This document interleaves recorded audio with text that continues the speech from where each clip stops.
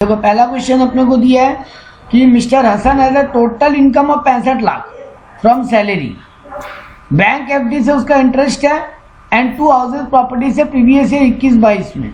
अच्छा, मतलब ये 65 लाख सैलरी, बैंक एफडी और 2 हाउस प्रॉपर्टी से मिला के। State with reason which ITR form mister Hasan should fill up from the following income tax return for the assessment year 22-23। देखो हम जो पार्ट पढ़ाया काम आ गया ना वो यहाँ पे। तो आपको बता रहा हूँ कौन सा रिटर्न फाइल करेगा। तो देखो सैलरी, बैंक एफडी और हाउस प्रॉपर्टी का इनकम है उसका, तो ITR 2 फाइल करेगा, क्योंकि ITR 1 का क्या था मेरे नोट्स में, जिनका सैलरी और आपका अदर सोर्स ऑफ इनकम से इनकम है, केवल वही है ITR 1 भरते हैं, और जिनका सैलरी आउट और 50 लाख से इनकम कम भी होना चाहिए, और ITR 2 भरते हैं जिनका कैपिटल गेन और पीजीबीपी छोड़ के कोई भी एड से इनकम। ओके, हाँ, तो ITR 2 भरते और 50 हाँ। तो सर ITR 2 में कोई लिमिट है वैसा? नहीं, ITR 2 में अमाउंट का कोई लिमिट नहीं, ओके, खाली ITR 1 में ये जो है। ठीक। हाँ, अब आता है दूसरा क्वेश्चन। इसी में क्या पूछ लिया, state any 3 cases where quoted और पैन नंबर इज मैंडेटरी। तो ITR भरते हुए पैन नंबर देना पड़ता है, GST के लिए अप्लाई करने के लिए पैन नंबर जरूरी है, आपका क्या बोलते हैं एक और क्या था हाँ, कोई भी इनकम टैक्स में पेमेंट चालान भरते हैं उसमें पैन नंबर कंपलसरी है। तो आपका नोट्स में वो था सामने यस सर, तो वहाँ पैन नंबर कंपलसरी है। तो ये हो गया आपका थ्योरी क्वेश्चन।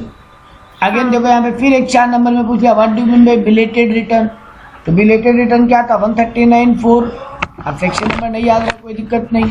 बिलेटेड मतलब टाइम के बाद रिटर्न, तो टाइम के बाद, हाँ, बिलेटेड मतलब लेट रिटर्न। बिलेटेड बोले थे ना, happy birthday, belated happy birthday. तो 139(4) याद रहे तो बढ़िया बात है, नहीं याद रहे तो कोई दिक्कत नहीं है, बोलोगे ये टाइम के बाद भरा हुआ रिटर्न होता है। तो अब आप पहले यहाँ पे ये ज्ञान दोगे कि कब तक ये लास्ट फाइल कर सकते हैं, तो up to the end of the assessment year और assessment done whichever is earlier.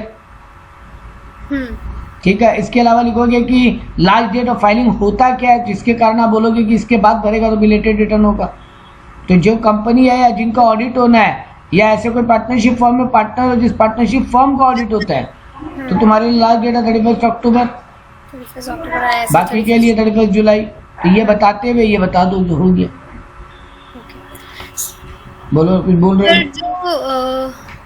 Question number 1 था, उसमें बी में तो 3 केसेस मांगा है 3 मार्क्स, बट वो जो 2 मार्क्स है उसमें तो सिर्फ इतना ही पूछा है कि कौन सा वाला भरना है। हाँ, तो वो लिमिट वाला बताना पड़ेगा कि वो वाला भरना है, वो लिख के हो जाएगा। हाँ, बस हो जाएगा। हाँ, अब बोला है यहाँ पे क्या है ना, बिलेटेड रिटर्न ऑफ 31-34 भी रिवाइज, मतलब आप लेट रिटर्न भरे हो और अब आप उसको रिवाइज करना चाहते हो, 139(5) में रिवाइज रिटर्न होता है।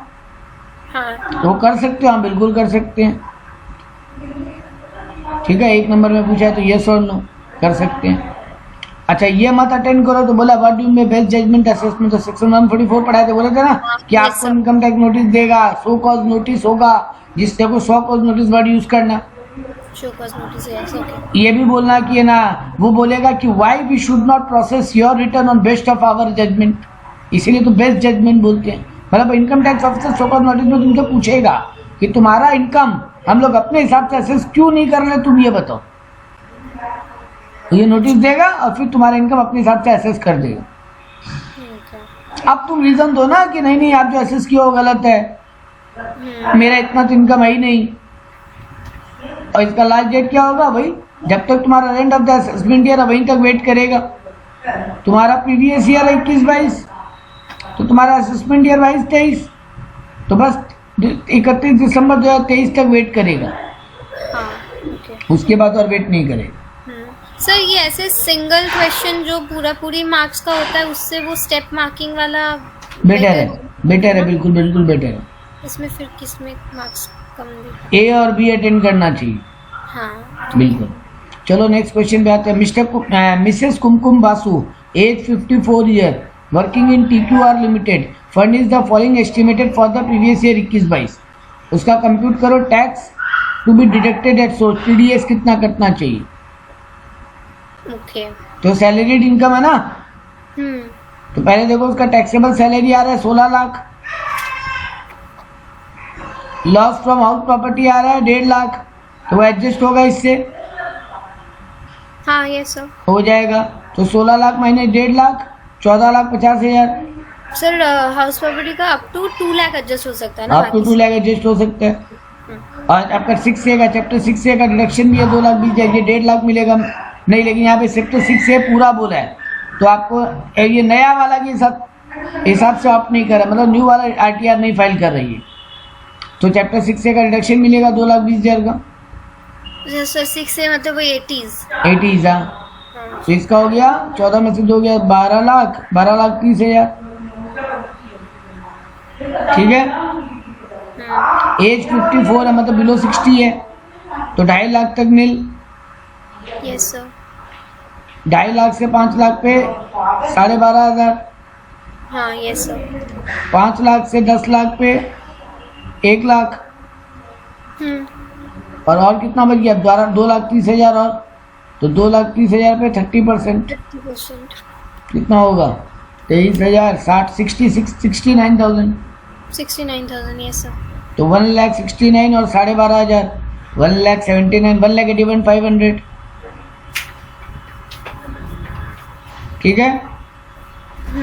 उस पे 4% सेस, मैं उसमें सेस डालना भूल गई थी। 1,81,500 पे 4% सेस,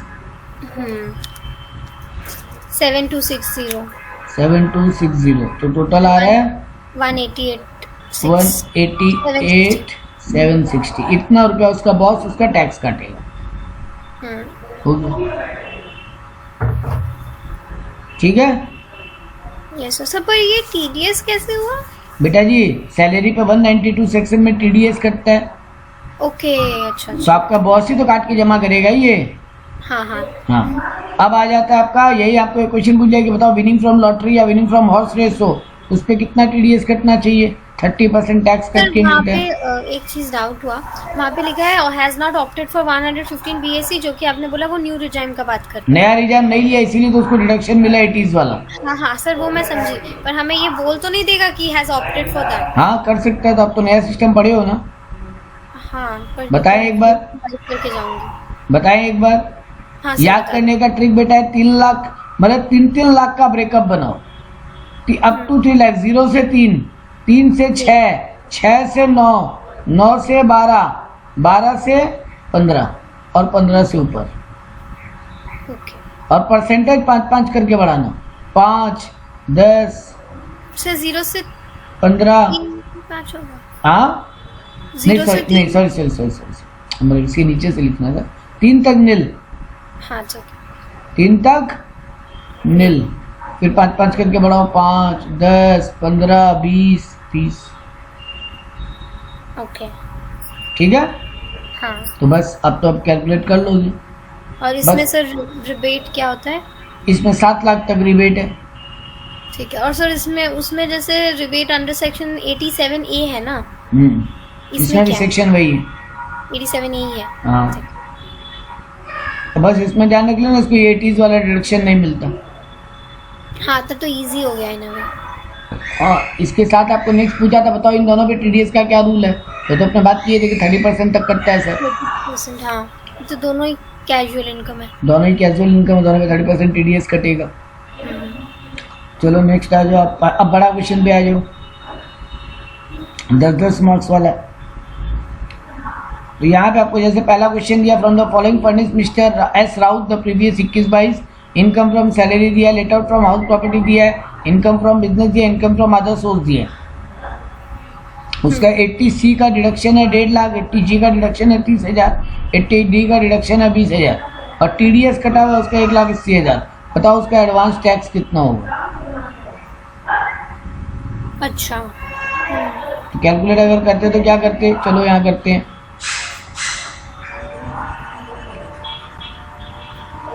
नहीं। पहले उसका इनकम जोड़ लो, वहां तक आप।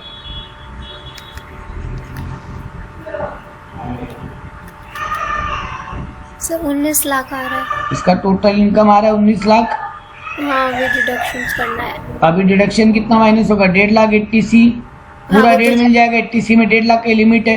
हाँ हाँ 80G पूरा मिल जाएगा 30,000, 80D पूरा मिल जाएगा 20,000। हाँ तो यानी 50 और 2 लाख का छूट,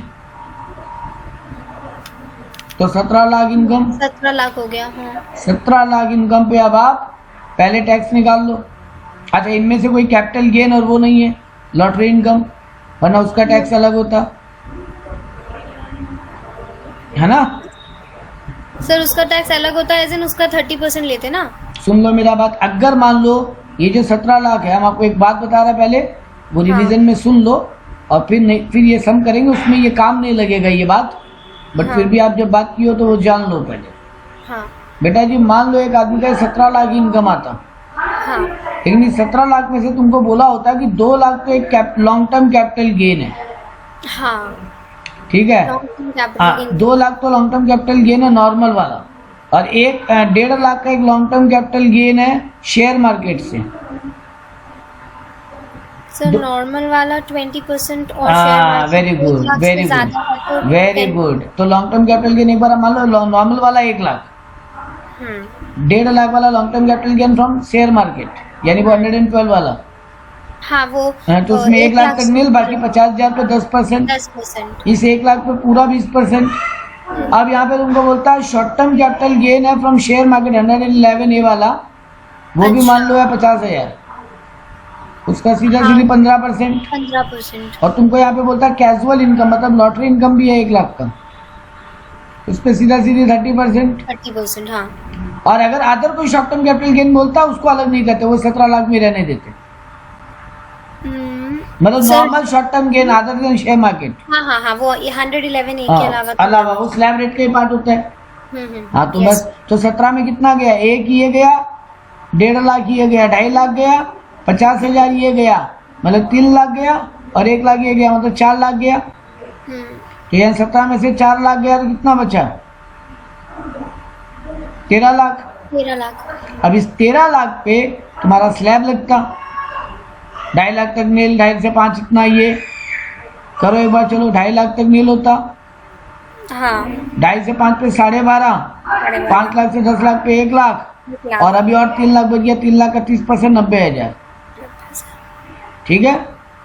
तो तुम्हारा ये टैक्स कितना बन रहा है? 12.5 plus 1 lakh plus 90, 1 90, 2 lakh 2 lakh 2,200, 2 lakh 2,500। Yes sir yes sir. और इधर में तुम्हारा टैक्स बन रहा है long term capital gain 1 lakh पर 20%, मतलब 20,000।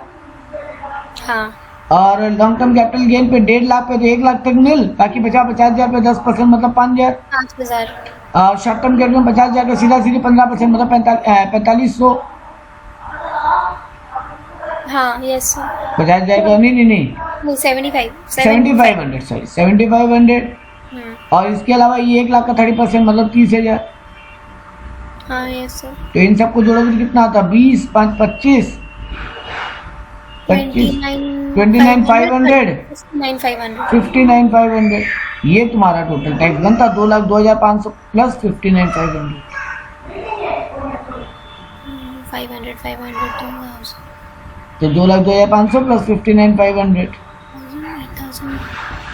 2,08,000 नहीं 59 है सॉरी। 59 और 59,500 60 कर लो, और 62 2,62,000 2,60,000। इतना तुमको गवर्नमेंट को जमा देना है। तुम्हारा ऑलरेडी TDS कटा हुआ है कितना? 180। हाँ तो वो माइनस कर लेते, जो बचता वो मेरा एडवांस टैक्स लायबिलिटी होता है ATL। Yes sir. तो कितना होता है? 82,000। ये 10,000 से ज़्यादा है, मतलब एडवांस टैक्स देना पड़ेगा। तो वही जून तक इतना, सितंबर तक इतना, दिसंबर तक इतना, और अक्टूबर तक इतना वाला कंसेप्ट होता है यहाँ पे। हाँ सर यस सर। तो ये तुमको करना पड़ता है कि तुमको देखना पड़ता है कि तुम्हारा किस कैटेगरी वाला इनकम से। पर वो 15, 45, 75, 100 होता ना। हाँ, लेकिन जैसे इस सब में क्या होगा? सही, इस सब में ये सीधा सीधी हो जाएगा। हाँ मेरा 17 लाख आ रहा है, हम 17 लाख पे सीधा सीधी स्लैब लगा लेंगे। सर ये जो 1,80,000 है डिडक्टेड एट सोर्स। कर रहे हैं पहले 17 लाख पे स्लैब तो लगाओ। ओके अच्छा, स्लैब के बाद। हाँ, तो 1,12,500 तो होता ही वो 10 लाख तक पे। हाँ बाकी बच गया 7 लाख। हाँ 17 लाख में 10 लाख गया, बचा 7 लाख ना। हाँ हाँ यस 7 लाख का 30% 2,10,000 और 2,10,000 यस सर। तो ये आ जाता 2 10 और 1 12 3,22,500। तो ये तुमको टैक्स देना जिसमें 1,80 TDS कटा हुआ है। तो अब तुमको और कितना देना है गवर्नमेंट को? एक बार अगर 2 लाख माइनस होता तो 1,22,500 1,42,500 है ना। Yes sir. हाँ 1,42,500 सही है। तो 1,42,500 तुमको जमा देना है गवर्नमेंट को। तो तुम बोलते 15 जून तक 1,42,500 का 30% नहीं 15% सॉरी है ना। हाँ सर यहाँ तक तो 15%। कितना होता है 1,42,500 का 15%? 142,500 21,375। 21,375। अब यहाँ तक 45% जमा होना है तो 15 ऑलरेडी जमा हो गया, मतलब और 30। 1,42,500 का 30%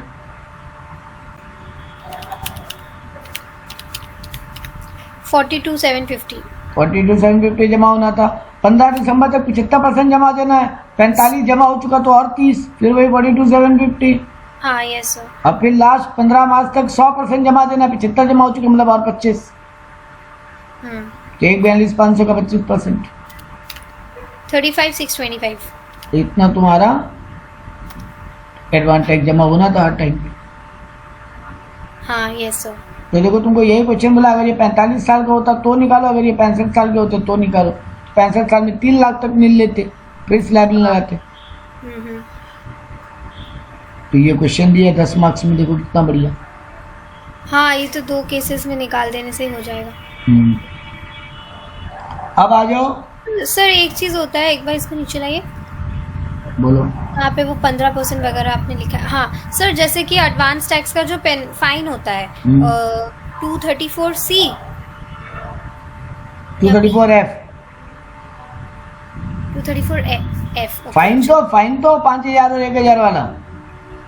नो सर, जो हम लोग कैलकुलेट करते हैं 1% करके, वो इंटरेस्ट होता है बेटा। Interest sorry. हाँ 234ABC। हाँ सर ये जो एडवांस टैक्स का स्लैब वाला जो देखते हैं वो सी में आता है या सी में आता है। तो सर उसमें ये देखते हैं ना 15 जून तक ऐसे तो 15% होता है, बट अगर एटलीस्ट कितना परसेंट दे दिया है तो वो 12% है। एटलीस्ट 12 दे दिया है तो चलेगा। हाँ एटलीस्ट 12 दे दिया तो चलेगा। और सर वो सेकंड केस में क्या होता है? सेकंड 2 केसेस में ही मिलता है ना वो एटलीस्ट वाला। मानने समझा नहीं, 2 केस मतलब सर 15 जून तक के केस में मिलता है कि 15% है, बट अगर एटलीस्ट 12% दे दिया है तो नहीं होगा इंटरेस्ट। वो एक ही में है बस 15 जून वाला में। अच्छा सर, अच्छा ठीक। वो 15 मार्च तक में है कि 90% भी जमा दे दिया है तो। हाँ वो तो सर टोटल में है ना, तो बस टोटल में ही है वो। सर वो स्लैब में भी मेरे को अच्छा ठीक है, मुझे लग रहा है 2 में था। ये 12 मुझे क्लियरली याद है और 15 सितंबर वाला मुझे याद नहीं है, उसमें शायद 17.5 या ऐसा। ठीक है हम देख लेंगे, एक बार देख लेंगे। हाँ ठीक है। अब आता है देखो यही सम, तुम जो इंटरेस्ट वाला बोले ना, देखो ये रहा क्वेश्चन। तुमको बोला टैक्स पेएबल है तुम्हारा टोटल 1,08,600। तुम अब तक 234ABC का 234A और B का खाली इंटरेस्ट कैलकुलेट करके बताओ, ठीक है। तो तुम्हारा बोल रहा है 31 जनवरी तक 42,000 टैक्स जमा हो गया और 31 जुलाई को जब तुम टैक्स रिटर्न भरे हो तब तुम 16,600 टैक्स दिए हो। तुम्हारा TDS ऑलरेडी कटा हुआ है 50,000। तुम्हारा रिटर्न फाइलिंग का ड्यू डेट 31 जुलाई का, लेकिन तुम रिटर्न फाइल की हो 4 नवंबर को। ओके तो पहले तो 1,08,600 में टैक्स निकालो। नहीं टैक्स पेएबल तो निकाल ही लिया, टैक्स पेएबल ही निकाल लिया। अच्छा हमको इनकम लगा था, सॉरी। हाँ तो टैक्स पेएबल निकाल लिया, 1,08,600 टैक्स देना था। अब 234A में क्या बोलता है, तुम लेट रिटर्न फाइल की हो तो उस पर इंटरेस्ट। हाँ तो 1,08,600 टैक्स देना है। Yes sir. तुम लेट रिटर्न कितना फाइल की हो, तुम्हारा ऑलरेडी TDS जो कटा हुआ है वो माइनस कर लो। हाँ ठीक है। तो कितना TDS कटा हुआ है, 1,08,600 माइनस 50,000 कितना हुआ? 58,600। 58,600 तुम्हारा टैक्स बचा हुआ है अभी भी। हाँ यस सर। ठीक है, तुम्हारा रिटर्न फाइल हो रहा है 31 होना था 31 जुलाई, हुआ 4 नवंबर। अगस्त सितंबर अक्टूबर नवंबर 4 महीना। हाँ, तो इस पे 4% करके लग जाएगा इंटरेस्ट 234 रहेगा। हाँ एक तो ये काम खत्म। अब 234B क्या बोलता है, 31 मार्च तक 90% टैक्स जमा हो जाना चाहिए। हाँ सर, उसमें 234 सर आ जाएगा। 100%। अरे कितना जमा हुआ है, 58,600 तो TDS होना ही था जमा, है ना। हाँ यस सर। तो तुम्हारा 42,000 जमा हो चुका था टाइम से पहले, तो कितना भी बच गया 12,600 हाँ नहीं 16,600। वो तुम रिटर्न फाइल करते समय जमा कियो, यस सर। तो उस पे 31 मार्च से लेके वहां तक का ब्याज लगेगा जिस दिन वो जमा हुआ है। सर पहले चेक नहीं करेंगे कि 90% दिया है या नहीं? 90% दिया होगा तब तो ये नहीं लगेगा ना इंटरेस्ट। हाँ 90% देखो। पर मांग रहा है तो शायद नहीं ही दिया। नहीं दिया यस सर, 52,740 आ रहा है। तो नहीं हुआ है। ठीक है, लगेगा हाँ तो लगेगा तो कैलकुलेट करो कितना दिन लेट हुआ। अप्रैल मई जून जुलाई अगस्त सितंबर अक्टूबर नवंबर। सर नवंबर। हाँ क्यों नहीं, 4 नवंबर को तो रिटर्न फाइल किया है। अच्छा सॉरी 31 जुलाई को टैक्स जमा दे दिए। हाँ ठीक है। अप्रैल मई जून जुलाई, तो इस पे फिर 4% लगेगा ये भी। हाँ फिर तुमसे एक छोटा क्वेश्चन पूछा देखो कि 2 मार्क्स का कि 234F के हिसाब से उसको पेनल्टी कितना लगेगा, फीस। तो 234 फी के हिसाब से उसको फीस लगेगा 1,000 रुपए का 234F के हिसाब से। हाँ सर, एक बार मुझे 234F का वो बताइए ना। फीस लगता है, फीस 1,000 फीस। सर वो कुछ भी हो 1,000 लगता है? 1,000 लगता है। हाँ उसमें कोई क्राइटेरिया नहीं है ना? नहीं, इसमें कोई क्राइटेरिया नहीं। ठीक है। और सर लेट होने से ही लगता है, कोई भी एक कैटेगरी में अगर उसका इंटरेस्ट आया तो उसको फीस देना पड़ेगा। हाँ ठीक है। अब आ जाओ ग्रुप सी के ऊपर, 10 नंबर के क्वेश्चन खत्म। 15 नंबर का क्वेश्चन दिया तुमको। सर 10 नंबर का कितना क्वेश्चन किया हम लोग? 2 ही था। हाँ तो GST में नहीं होगा क्या बेटा? ओ हाँ अच्छा ये 40 सब इधर ही करा देगा तो उधर क्या करेगा? सर मेरे दिमाग में वो था कि एक साथ पेपर नहीं, 2 नहीं, पेपर 2 ग्रुप में आएगा। ठीक है। तुमको बोला पर्टिकुलर तो मिसेस मधुमिता चक्रवर्ती का एज 58 ईयर्स है। तुमको देखो सैलरी इनकम दे दिया और उसमें TDS भी कटा हुआ दिया, तो यानी उसका सैलरी इनकम कितना रहा होगा? 730, है ना। हमको तो टोटल सैलरी लेना है, नेट नहीं, ग्रॉस सैलरी लेना है हमको तो कैलकुलेट करते हुए। हाँ yes sir. Income from business own by हर 3 लाख का, बिजनेस ओन से 3 लाख, वहां पे एक्सपेंसेस भी 1,80,000 का, तो वो भी माइनस होगा, तो 1,20 का बिजनेस इनकम हो गया उसका। लॉन्ग टर्म कैपिटल गेन उसको सेल ऑफ बिल्डिंग से हुआ 1,80,000 और शॉर्ट टर्म कैपिटल गेन उसको सेल ऑफ गोल्ड से हुआ 30,000। सेल ऑफ बिल्डिंग वाला भी सीधा 20%। और सेल ऑफ कैपिटल ये सेल्स वाला पे स्लैब रेट लगेगा, गोल्ड है शेयर नहीं है। हाँ तब तो ये स्लैब में जाएगा सैलरी और PGBP के इनकम के साथ। Yes sir. इसके अलावा उसको डिविडेंड मिला टाटा मोटर्स से 18,000, ये अदर सोर्स में जाएगा। सर एक चीज बताइए, हम लोग जब टोटल इनकम कैलकुलेट कर रहे हैं, अच्छा वो टैक्स है इसलिए, ठीक है। टैक्स कटा हुआ है ना बेटा, इसीलिए तो ऐड बैक करके हमको टोटल बाद में जब उसका टैक्स निकालेंगे तभी 8,000 माइनस ले लेना फिर से। हाँ yes sir. Interest on fix deposit है 8,400 SBI से। यस तो सर। याद रखने बात ये है कि सर एक बार इसको अदर सोर्स में टैक्सेबल करेंगे, लेकिन इसको 80 TTA में छूट कर देंगे। 10,000 तक का इंटरेस्ट बैंक से मिले तो छूट होता है। हाँ यही अमाउंट। क्योंकि 10,000 के नीचे है, 10,000 तक का छूट है। अगर 12,000 होता है 10,000 छूट मिलता है। डिपॉजिट पे होता है 10,000। अच्छा सर, TTA? हाँ, और TTB हो जाता है सीनियर सिटीजन के लिए। सर वो सेविंग्स अकाउंट? अच्छा सॉरी ये फिक्स डिपॉजिट है। Sorry fix deposit. टैक्सेबल है। अदर सोर्स में दोनों टैक्सेबल हो जाएगा।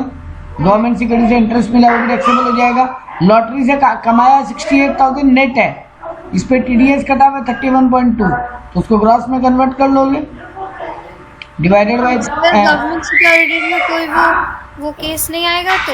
नहीं टैक्सेबल है। इंटरेस्ट मिल रहा है, इंटरेस्ट टैक्सेबल है। ओके, अगर इन्वेस्ट किया होता तो वो एटीसी में आ जाता। हाँ, इन्वेस्ट किया होता वो एटीसी में आएगा। तो 68,800 डिवाइडेड बाई क्या करोगे, 31.2 गया 100 में से, 100 में 30 गया, 70, 1.2 और गया 68.8 है ना। विनिंग फ्रॉम, हाँ नेट दिया ही हुआ है। हाँ तो नेट दिया हुआ है 68,800, इसको डिवाइडेड बाई कर लोगे 31.2। नहीं सर, वो तो 68.8 हुआ ना, अभी आपने निकाला। हाँ तो डिवाइडेड बाई 68.8 तो इंटू 100 कर लोगे, तो उसका ग्रॉस इनकम आ जाएगा 1 लाख आएगा। तुम देखो 1 लाख ही आएगा। Yes sir. हाँ तो 1 लाख उसका लॉटरी से इनकम हुआ मतलब। ठीक है सर। नेक्स्ट है सी, डिपॉजिटेड इन पीपीएफ 80,000, तो उसको 80C में छूट मिलेगा। सर एक चीज पूछना था। अब जैसे कि हम लोग तो वहाँ पे वो शॉर्ट टर्म कैपिटल गेन का तो नहीं, लेकिन लॉन्ग टर्म का 20% दिखाएंगे ना, तो ये जो विनिंग फ्रॉम लॉटरी है इसका अलग से 30% तो नहीं ले सकते। यहाँ 31.2 है तो इसका बेटा इस पे अरे बेटा इस पे वो भी कट गया ना 4% सेस, इसीलिए तो तुमको बोले तुम पूरा राउंड ऑफ करोगे और जितना टैक्स कटा वहाँ पे टीडीएस में छूट ले लेगी। अच्छा ओके, तब इसको 30 निकालूंगी। ये 31.2 और 4% की वजह से हो रहा है। हाँ तो 30 क्यों निकालोगे तुमको क्या कुछ करने का दरकार है। अरे हाँ ठीक है, टैक्स निकालोगे 1 लाख पे 30% निकालोगे, अभी लास्ट में तो 4% से सेट करोगे तो हो तो गया वापस वही काम। हाँ, वही हाँ, अब से जितना टीडीएस कटा है पूरा छूट ले लेना। यस ठीक है। Yes sir. तुमको बोला प्रीमियम दिया LIC का 36,000 रुपया, पॉलिसी है 3 लाख, 3 लाख का 10% मिलेगा, मतलब 30,000 की छूट मिलेगा LIC में। डिफेंस फंड में पैसा दियो पूरा छूट मिलता है। Yes sir. ये भी सर पॉलिसी बोलो 15/7/18 उसमें कुछ था ना डेट, इस साल तक के में 10% और उसके पहले में 15%, उसके बाद में 20%। नहीं वो यहाँ पे काम नहीं आएगा, वो 2016 के पहले के। ओके सर, 2016 के पहले होने से तुमको नहीं देखना, तुमको नहीं देगा उसका।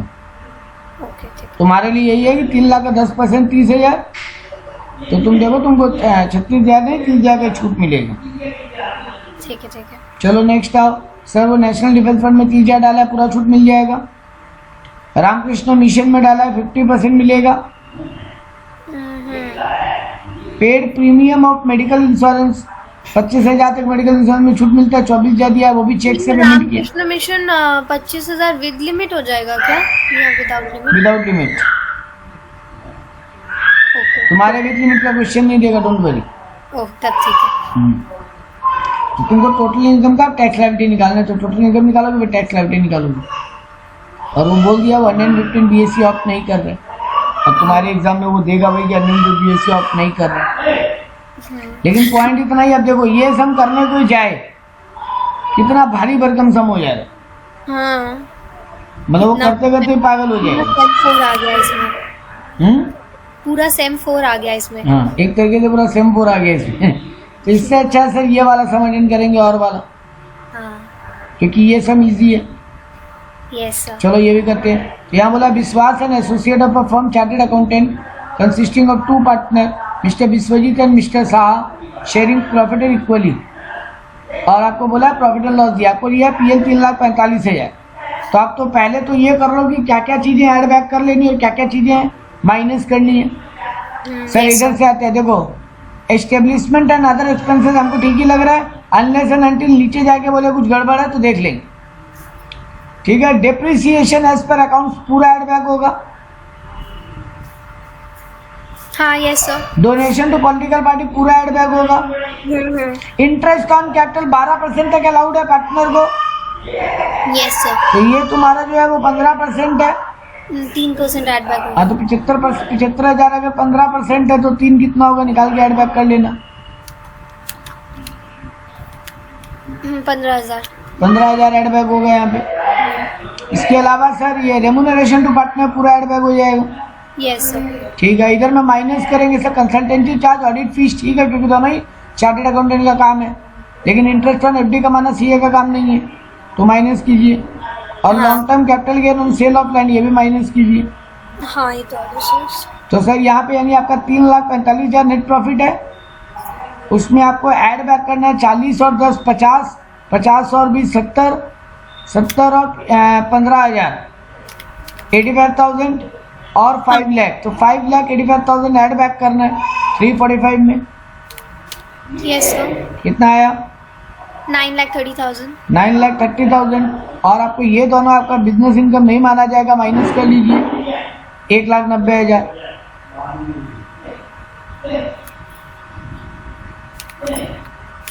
7,40,000। 7,40,000 आपका बिजनेस इनकम आ रहा है।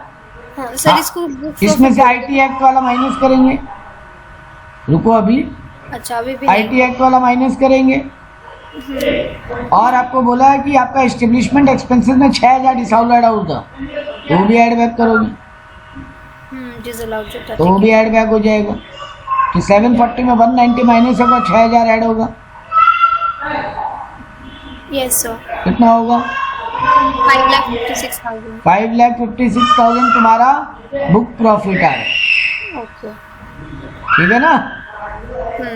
अब इस बुक प्रॉफिट में सर क्या होगा? सर हमको देखना है कि पहला 3 लाख तक क्या रूल है? तो पहले 3 लाख तक 90 नहीं। हाँ 90% ऑफ बुक प्रॉफिट और 2,70,000 विच एवर इज, सर 1,50,000 हाँ नहीं सॉरी था? 1,50,000 whichever is lower, higher इनमें लोअर बेटा सर। 90% ऑफ, हाँ sorry whichever is higher, sorry. तो 3 लाख का यहाँ पे कितना आ रहा है? 3 लाख का 90% 270, तो ये 270 लेंगे। हाँ यस सर। ठीक है। अब ये रिमेनिंग का 60%, तो हाँ। 556 का 60% कितना होगा? हाँ सॉरी 256 का 2,56,000 का 60%, हाँ 1,53,600। 1,53,600 ले लेंगे। तो ये हाँ। मेरा कितना आ रहा है टोटल? 3 लाख नहीं 4 लाख 23,600। 4,23,600। अब whichever is lower लेंगे हाँ ना, तो तुम्हारा रेम्युनरेशन दिया जा रहा है 5 लाख, और ये लोअर है। हाँ तो यही माइनस होगा। तो 556 में 4,23,600। 556 नहीं, हाँ सर बुक प्रॉफिट तो 556 था ना। हाँ ठीक है 556 में 423 माइनस करेंगे। हाँ ठीक है 4,23,600। 423,600 जो भी आ रहा है वो माइनस करना। ठीक है। अब जो आएगा उसका 30% टैक्स लगेगा। 1,32,400। हाँ तो उसका 30% तुम्हारा टैक्स लायबिलिटी है। 39,720। तो ये ज़्यादा इजी पार्ट है मेरे हिसाब से।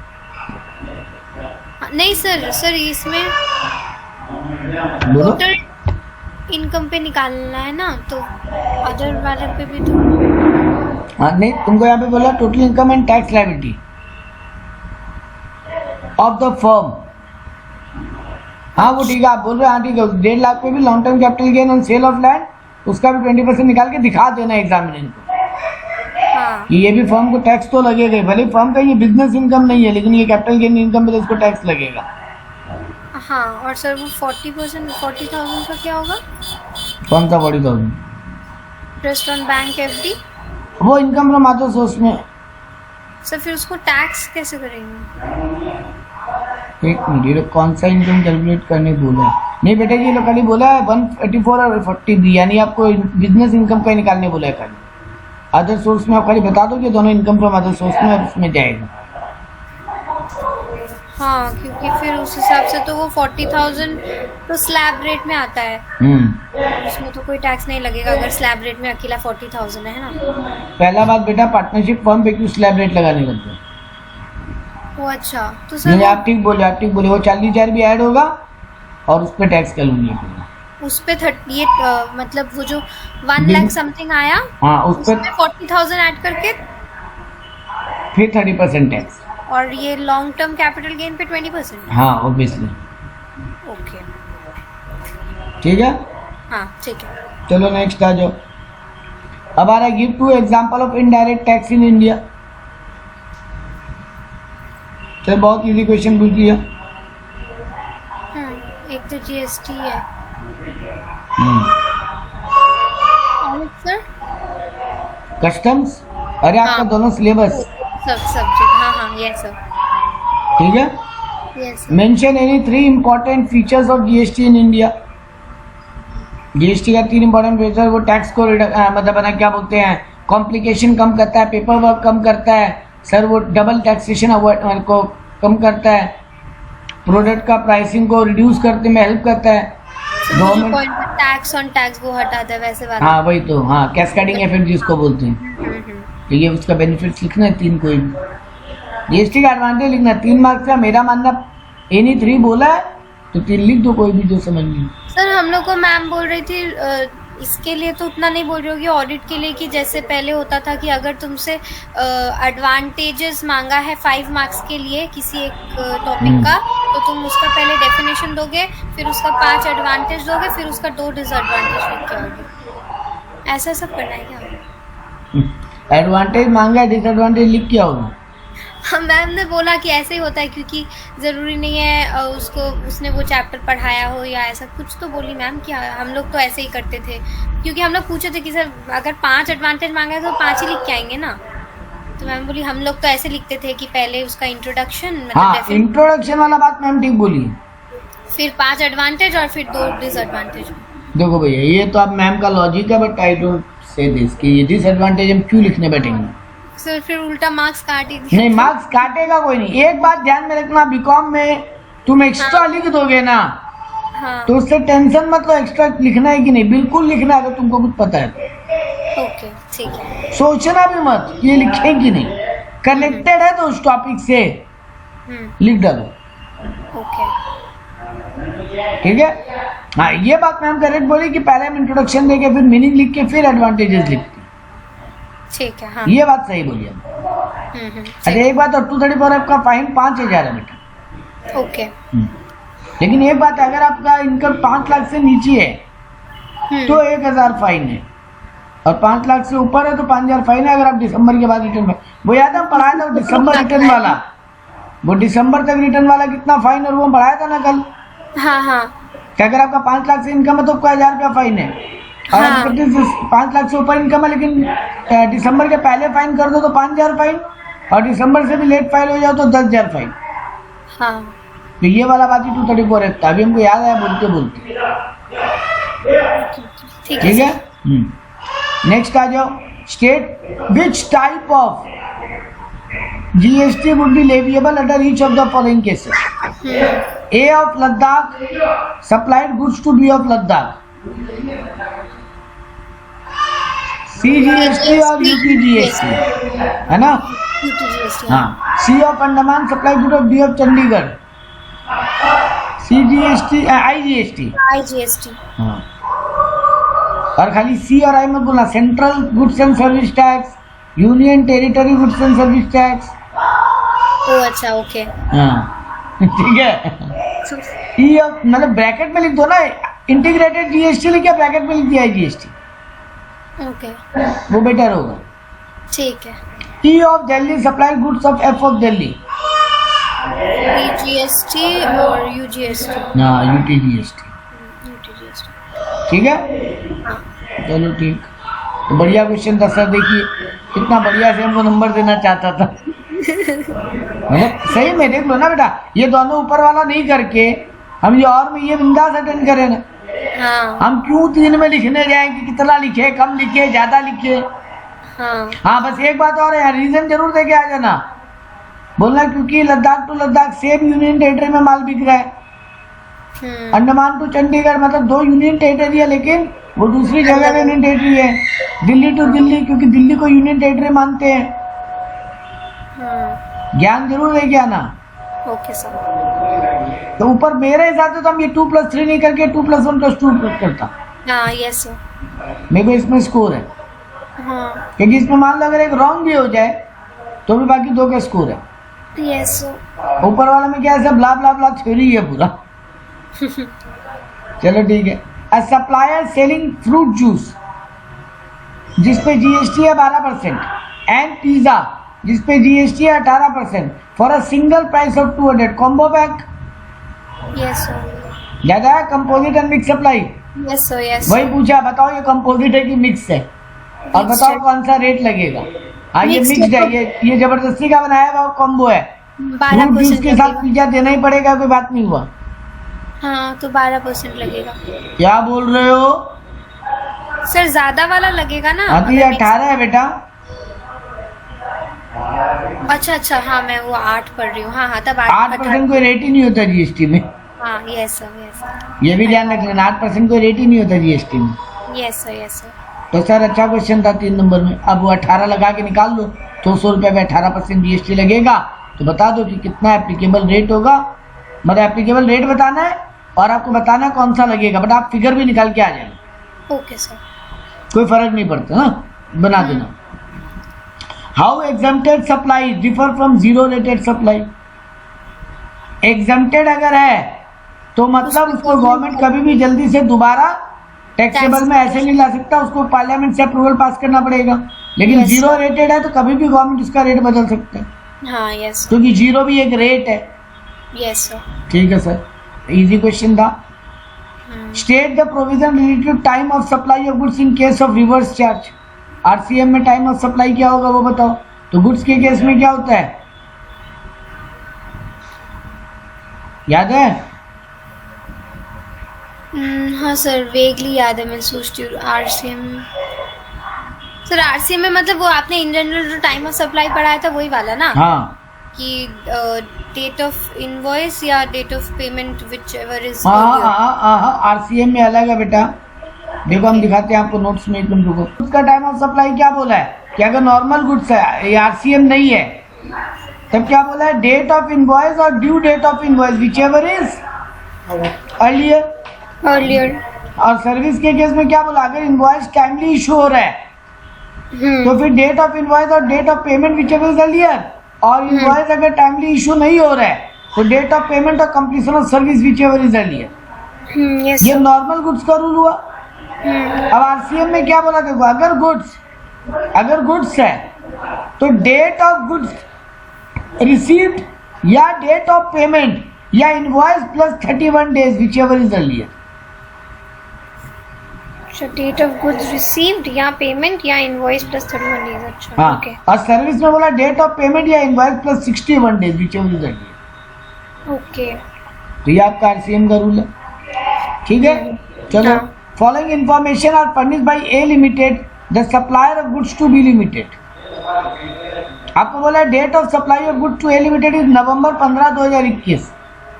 Date of receipt of goods by B limited is November 19, 2021 and date of issue of invoice by A limited is October 28, 2021 और डेट ऑफ पेमेंट किया गया दिसंबर 5, 2021। तो बताओ, find out the time of supply. तो ये गुड्स है पहला बात। तो यस सर, पहला अभी अपने टाइम ऑफ सप्लाई क्या पढ़े, इनवॉइस्ड, डेट ऑफ इनवॉइस और date of due date of invoice whichever is earlier. जिस दिन बिल बनाया, जिस दिन बिल बन जाना चाहिए था, which ever is earlier. Sir RCM वाला देखेंगे ना? ये आरसीएम नहीं पूछ रहा बेटा, क्वेश्चन नंबर बी है ये, यहाँ कहीं आरसीएम नहीं लिखा है। Okay okay. पहला क्वेश्चन ए में पूछा आरसीएम का रूल 2 नंबर में, और फिर 3 नंबर में तुमसे टाइम ऑफ सप्लाई कैलकुलेट करने बोला। अच्छा सर, वो 2 नंबर में हम लोग को दोनों का बताना है टाइप, नहीं ऑफ गुड्स मांगा है तो सिर्फ गुड्स का। सिर्फ गुड्स का मांगा है तो पहले इसीलिए हम आपको रूल दिखाया दोबारा। Yes sir. कि गुड्स में एक ही रूल है sir, due date of invoice, यानी जिस दिन इनवॉइस बन जाना चाहिए था, जिस दिन इनवॉइस बना which ever is earlier. Service में 2 झमेला है सर, अगर इनवॉइस टाइमली इशू हुआ है तो इनवॉइस या payment whichever is earlier, और इनवॉइस टाइमली इशू नहीं हुआ है तो पेमेंट और completion of service whichever is earlier, ठीक है ना। तो पहले आ जाओ, यहाँ पे गुड्स है, तो sir date of supply of goods बोला 15 नवंबर, मतलब इशू ऑफ इनवॉइस वही होगा। हाँ इशू ऑफ इनवॉइस वही होगा।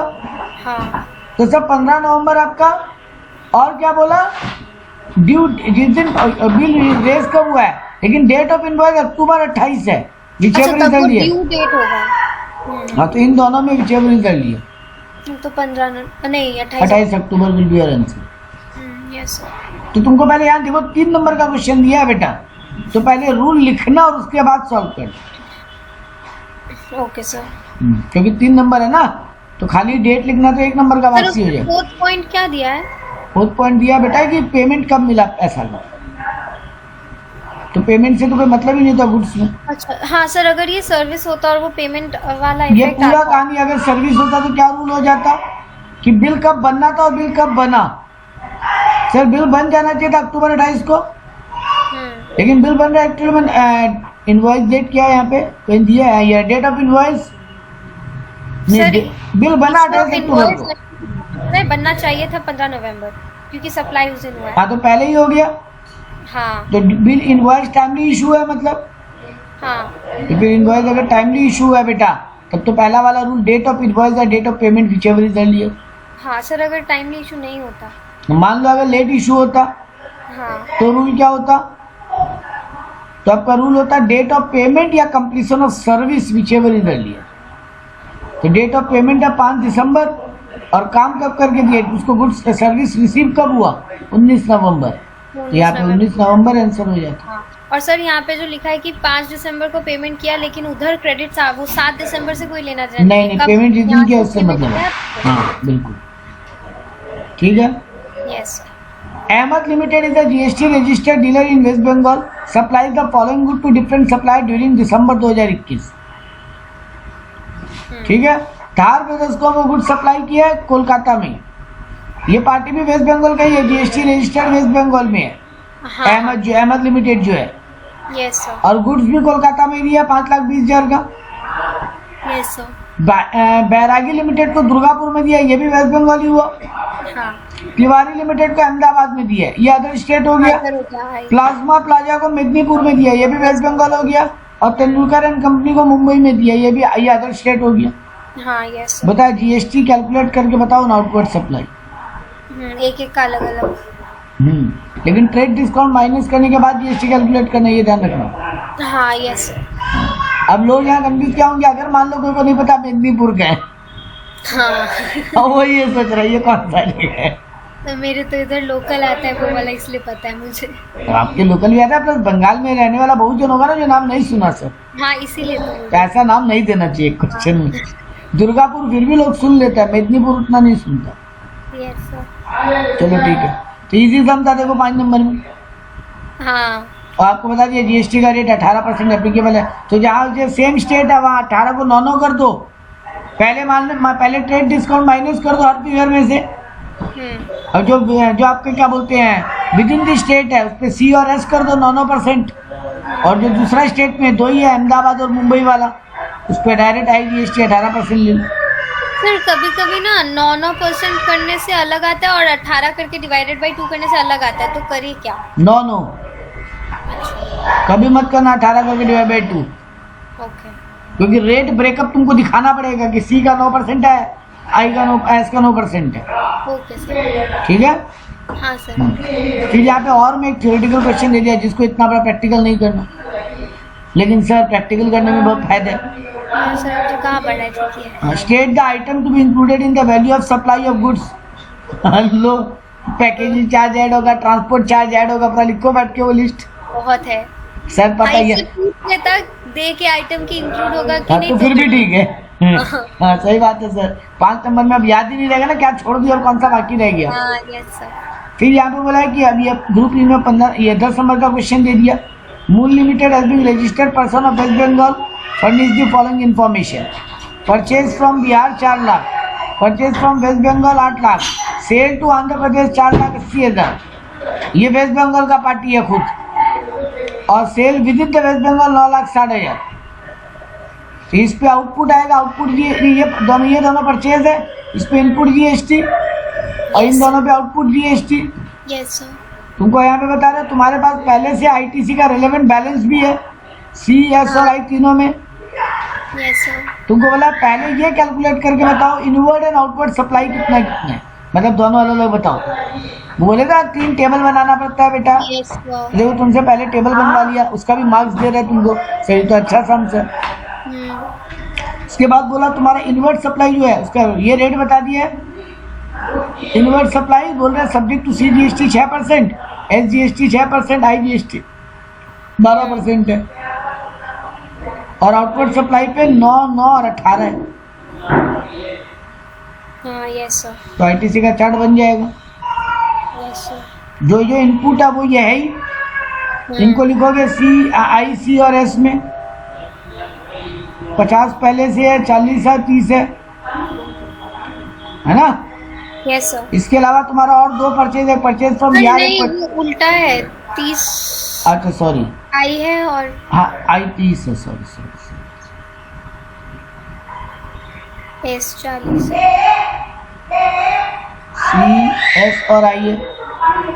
हाँ यस सर। तुम्हारा यहाँ पे परचेज फ्रॉम बिहार है 4 लाख का, और तुमको यहाँ पे बोला है देखो इनवर्ट सप्लाई पे जीएसटी 6, 6 और 12 है, तो दूसरा स्टेट से मंगाया मतलब आई जीएसटी है 12%, है ना। हाँ यस सर। 4 लाख का 12%, 4 लाख का 12% आएगा ना, और एक इनपुट, क्योंकि देखो यहाँ पे बोला है इनवर्ट सप्लाई में 6, 6 और 12 वाला रेट है। हाँ यस सर। तो 4 लाख का 12% 48,000 आई जीएसटी में आएगा। हाँ यस सर। वैसे ही तुम्हारा विद इन द स्टेट पे भी 8 लाख का परचेज है, जिसपे 6, 6 आएगा, तो ये भी 48 और 48 ही आ रहा है हिसाब से। 8 लाख का 6% 48 जारी होते हैं। हाँ यस सर। चलो ठीक है सर, ये मेरा कहानी है। इनपुट का मेरे पास 98, 88 और 78,000 है। आउटपुट ये रहा मेरा 4,80,000 आंध्र प्रदेश, तो मेरा आउटपुट आई जीएसटी है इतना 18%, क्योंकि आउटपुट पे बोल रहा है 18% जीएसटी है ना। Yes sir. तो 4,80,000 का 18% कितना है? 86,400। 86,400 है, और उधर में तुम्हारा 9,60,000 within the West Bengal है, तो उस पर 9%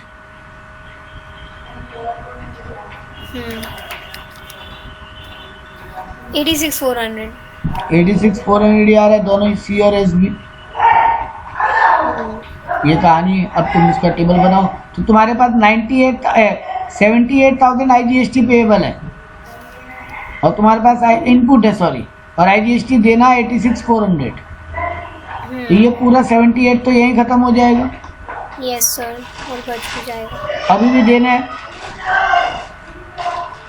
है ना। Yes sir. अभी भी गवर्नमेंट को और देना है, तो उसी जीएसटी को यूज कर सकते हैं हम। कितना बैलेंस बच रहा है अभी भी, और कितना देना है गवर्नमेंट को? 8,400। तो 8,400 मेरा सी जीएसटी से कट जाएगा। सर ये चीज एक पूछना था, आई से सी और एस कैसे एडजस्ट होता है, उसको तो हमने 2-3 डिस्कस किया। सर आई का जब बैलेंस बच रहा है आउटपुट का, पहले खुद से, फिर सी से, फिर एस से। अच्छा, तो उसमें हम नहीं देख सकते ना कि सी और एस किसका खुद का?